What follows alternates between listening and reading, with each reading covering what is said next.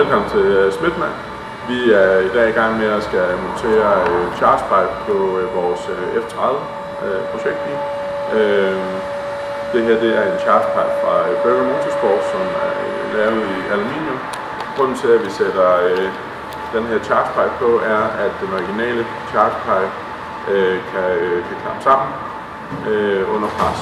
Så når du tuner din bil, så er det en rigtig god idé at få sådan en chargepipe fra Burger Motorsport, som vil sørge for ikke at klappe sammen.